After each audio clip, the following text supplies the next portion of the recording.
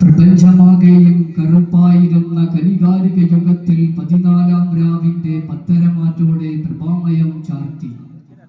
അതെ, അന്നൊരു നാൾ മക്കയിൽ പൂനിലാവായി പിറന്ന പരിശുദ്ധ റബീഇന്റെ പൊന്നമ്പിളിയെ സാക്ഷിയാക്കി ഇതാ ഒരു പ്രവാചക സ്നേഹം. അന്ന് മക്കക്കുടിലിനുള്ളിൽ ഒരു ചന്ദ്രമുഖം പൂണ്ടു നിന്നേ,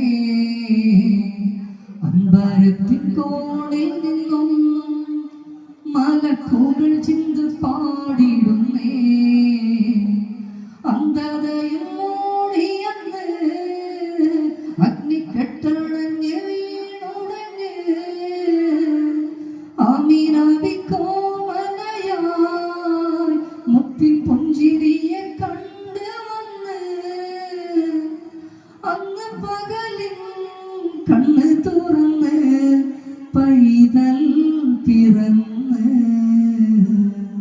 അന്ന് മക്കക്കുടിലിനുള്ളിൽ ഒരു ചന്ദ്രമുഖം പൂണ്ടു നിന്നേ,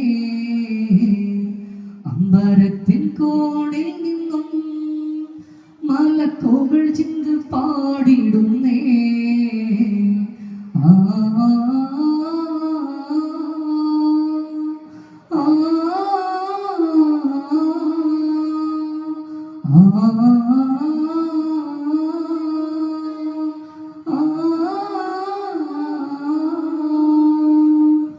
അമ്പിളിക്കലയായി തളിരും ഇലയായി ഖുറൈശി കുലത്തിലെ പൂവിരിഞ്ഞേ, ഇരുണ്ട പകലും ഇടറും വഴിയും വെള്ളി നിലാവിൽ പുടവണിഞ്ഞേ. മക്കത്തെ അറിവിൽ മുകിലായി വരവായി പ്രണയമെഴുതിയ വരിയേ, ഹൃദയം മുറിയണ വേദന പറയാൻ അരികിലണയാൻ കൊതിയേ. മുത്ത് നബിയേ, സത്യനിധിയേ, കരുണാവനമേ. അന്ന് മക്കക്കുടിലിനുള്ളിൽ ഒരു ചന്ദ്രമുഖം പൂണ്ടു നിന്നേ, അമ്പരത്തിൻ കോണിൽ നിന്നും മലക്കുകൾ ചിന്ത് പാടിടുന്നേ.